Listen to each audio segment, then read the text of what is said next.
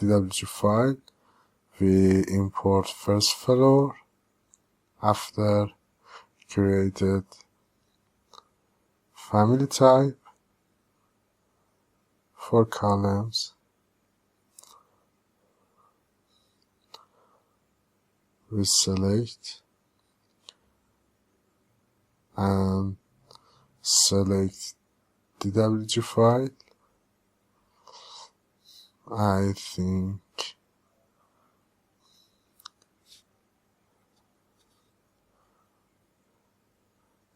we select again and run this file. As you can see, our column created in 1 second. Now we change level and run it again. As you can see, created column in another levels. Please subscribe me and follow me